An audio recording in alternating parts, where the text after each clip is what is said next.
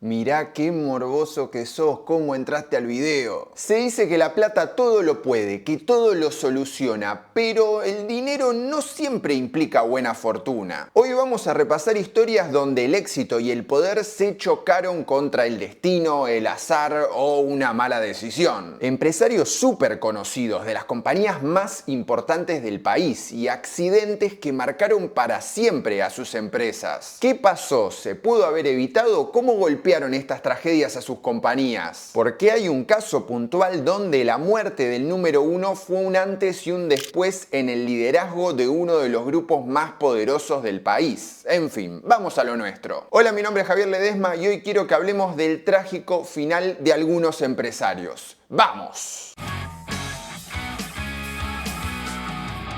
En este video vamos a enfocarnos en empresarios de Argentina, pero si les interesa el concepto y quieren que lo ampliemos, cuéntenme porque afuera hay casos que realmente generan mucha intriga. En particular, hace poco vi un documental en Netflix que se llama Asesinato en Mónaco, de la muerte de Edmond Safra, que era un súper banquero, súper rico, súper conocido, y la historia la verdad tiene un montón de giros, está muy buena. No está buena para el tipo que terminó en cana, que dice que no lo hizo, pero qué sé yo. Ahora sí, vamos con el caso número uno, que es de los más recientes. El accidente del banquero más poderoso del país.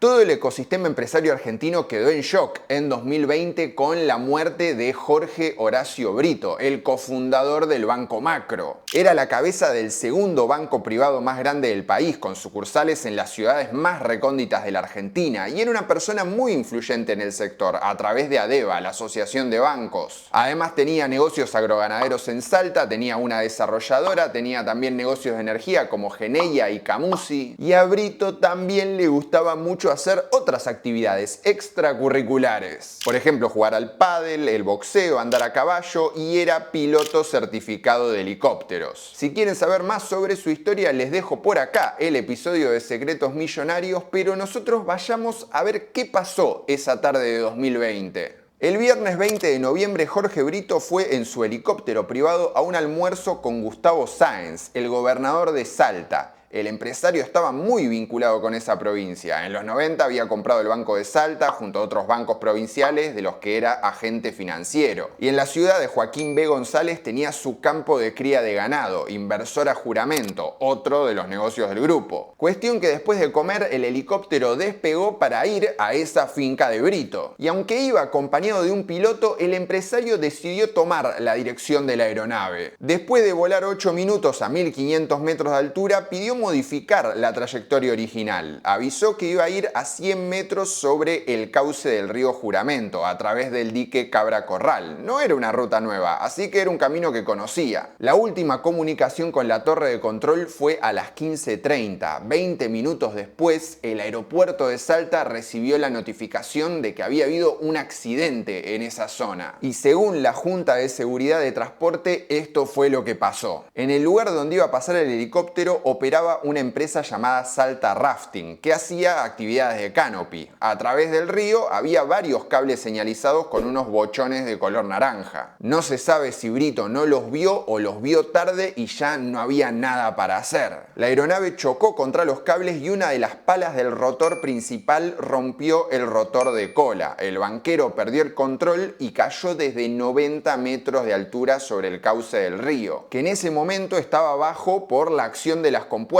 entonces había menos agua y un suelo lleno de piedras. Tanto Brito como el piloto Baudén murieron en ese accidente. En febrero de 2021, la justicia salteña archivó la investigación del caso al entender que no hubo delito ni participación de terceros. Jorge Horacio Brito, uno de los banqueros más influyentes de la Argentina, falleció a los 68 años. La presidencia de Macro pasó a su socio, Delfín Carballo, y desde 2023 está en manos de su hijo, Jorge Pablo Brito. El segundo caso de hoy es más particular porque el protagonista en cuestión tenía un antecedente que quedó marcado en la historia del país. Estoy hablando del empresario de las dos tragedias. Si les digo Gustavo Andrés Deutsch, algunos quizás lo conozcan, otros tal vez no, pero lo cierto es que es más conocido por las empresas que manejó. Su padre Federico Deutsch fue socio de la familia Steuer en la fundación de Casa Tía. Tras su muerte, Andrés se volvió accionista con los Steuer de Narváez hasta su venta a fines de los 90. Pero posiblemente muchos lo recuerden más por una gran tragedia que sacudió al país. En 1984, Andrés Deutsch vendió unos campos y como parte de pago le dieron una pequeña compañía llamada Líneas Aéreas Privadas Argentinas, más conocida como LAPA. Él había estudiado para piloto en los Estados Unidos, estaba preparado, así que decidió darle impulso a esta empresa, convertirla de una pequeña aerolínea a una más grande. De 2 aviones, LAPA pasó a tener presencia en la región y llegó a concentrar un 30% del mercado aeronáutico hasta 1999. El 31 de agosto de ese año, el vuelo 3142 de Buenos Aires a Córdoba no llegó a despegar. Chocó contra una reja, atravesó una avenida y se incrustó contra un terraplén. 65 personas murieron ese día en lo que fue uno de los accidentes más graves de la historia argentina. Deutsch, después de mucho tiempo, fue absuelto en la causa LAPA. Sin embargo, 15 años después, otro avión se estrelló. El tema es que esta vez el empresario estaba entre sus tripulantes. El domingo 14 de septiembre de 2014, en Buenos Aires caía un diluvio intenso. Fue tan pero tan fuerte que la 7ª fecha del torneo de Primera División tuvo que ser suspendida. Y bajo esas condiciones climáticas, Andrés Deutsch despegó su avión. A las 14:35 salió junto a su esposa Graciela Villarruel desde una pista privada en una estancia en Junín rumbo al aeroparque. Ahí tenía su hangar Tangojet, la compañía de taxis aéreos que manejaba. Era un vuelo de 40 minutos nada más, pero al poco tiempo empezaron los problemas. Desde la torre de control notaron movimientos raros y le preguntaron: Andy, ¿estás perdido? ¿Estás fuera de eje? ¿Querés que te guíe? Deutsch dijo que no, gracias, pero pasó algo en ese momento y el avión se empezó a caer. El Beechcraft Super King del empresario se estrelló contra una casa en el barrio de La Isla, en Nordelta. Una de las alas rozó el piso e impactó contra otras viviendas y un auto que se incendiaron por completo. Tanto Deutsch como su esposa murieron en el acto y como el avión no tenía caja negra ni grabación de audios, no se sabe bien qué pasó, aunque la investigación posterior arrojó algunas teorías, así que vamos a verlas. Teoría número 1, las condiciones climáticas en las que estaba volando. Había un diluvio tremendo, eso puede haber influido. Teoría número 2, el factor salud. Deutsch tenía 78 años y creen que puede haber tenido algún problema neurológico o cardíaco y que bueno, ahí se descontroló. Y la teoría número 3 tiene que ver con la falta de un piloto acompañante. La reglamentación no lo obligaba sí o sí a ir con un copiloto. Sin embargo, la Junta de Investigaciones de Accidentes de Aviación Civil dice que tal vez se haya sobrepasado en cuanto a trabajo y bueno, eso sumado a la edad y temas de salud hizo que chocara. Lo curioso es lo que pasó después del accidente. Al parecer, 5 meses antes de morir, Deutsch tuvo un hijo extramatrimonial y el empresario manejaba una fortuna cercana a los $1.000 millones según los medios, así que imagínense la que se armó. La madre del niño reclamó su parte de la herencia y denunció a los 3 hijos mayores de esconder bienes y estafar al menor. En 2023 la justicia procesó a los 3 hijos más grandes de Deutsch por esconder bienes por más de $600 millones. En fin, nada que no hayamos visto en todos estos casos de herencias de familias millonarias, es casi siempre lo mismo. Ahora sí, el tercer y último caso es muy paradigmático, porque la muerte de este empresario catapultó a uno de sus hermanos a la conducción de la empresa familiar. Y hoy ese hermano es uno de los magnates más conocidos de la Argentina. Esta es la historia de la muerte del heredero de Techint.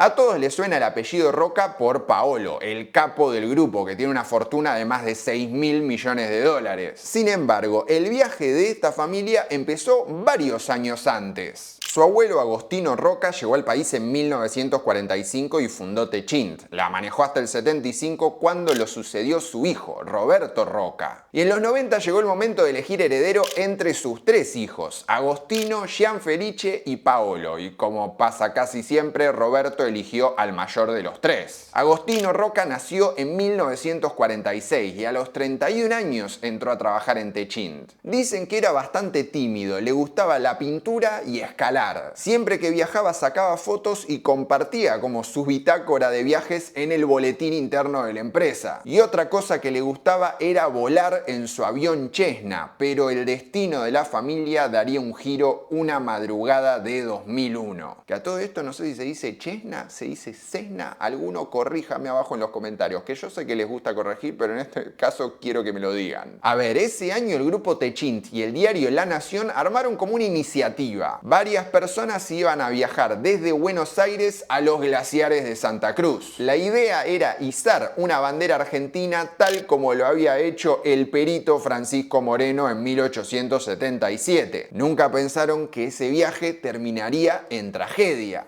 El sábado 28 de abril de 2001, el Cessna Grand Caravan de Roca despegó a las 4:15 de la mañana desde el aeropuerto de San Fernando. Además de los 2 pilotos, había 8 pasajeros. Entre ellos Agostino Roca, el secretario de redacción de La Nación, Germán Sopeña, y funcionarios del directorio de Parques Nacionales. El trayecto era de Buenos Aires a El Calafate, donde iban a pasar la noche en la estancia La Cristina, pero el vuelo nunca llegó. A las 5:30 el avión cayó en picada sobre la estancia El Socorro, en la localidad de Roque Pérez. Los peones escucharon una explosión, se encontraron con la avioneta partida al medio y toda la zona inundada. Todos los pasajeros habían muerto. Agostino Roca tenía 56 años en ese momento. El que se salvó fue Hernán Lombardi, que en ese momento creo que era secretario de Turismo, que iba a ir y al final a último momento se dio de baja. Así que en esos momentos yo no entiendo, cuando te pasan esas cosas, llegás a tu casa, rezás al cielo, un vaso de whisky, un habano, no sé, algo tenés que festejar porque tenés otra vida. El tema es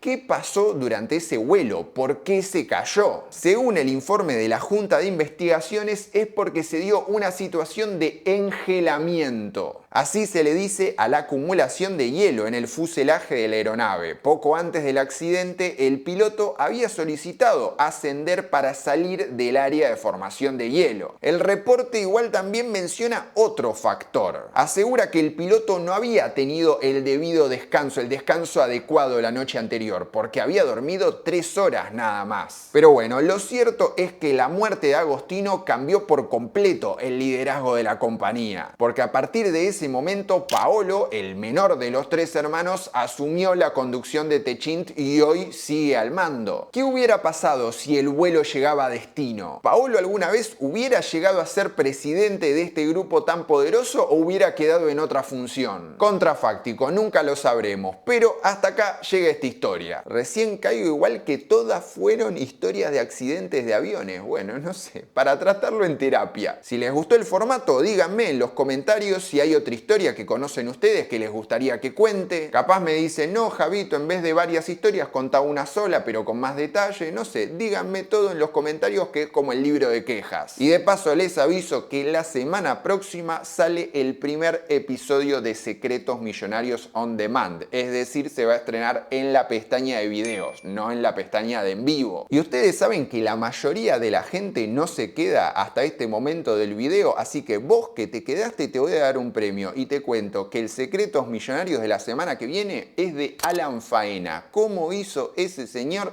para construir tantas torres en Puerto Madero sin un peso? Bueno, te lo voy a contar. Como premio por haberte quedado hasta este momento del video, como agradecimiento, como abrazo para vos, biselaniero, que estás viendo hasta acá. Esto fue todo, espero que les haya gustado. Si así fue, como siempre les digo, déjenme un pulgarcito acá abajo. Si de alguna manera quieren colaborar con este proyecto, pueden mandarme un cafecito, va a estar mi usuario en la caja de la descripción. Y por supuesto que es muy importante, suscríbanse al canal si les gustan los videos. Yo sé que insisto mucho con esto, pero es realmente una herramienta que a los youtubers nos sirve mucho, porque si ustedes se suscriben muestra más los videos y me ayuda muchísimo a poder crecer. Y ahora sí, no tengo nada más para decir, les voy a dejar por acá los contenidos relacionados y nosotros nos vemos la próxima. Woo!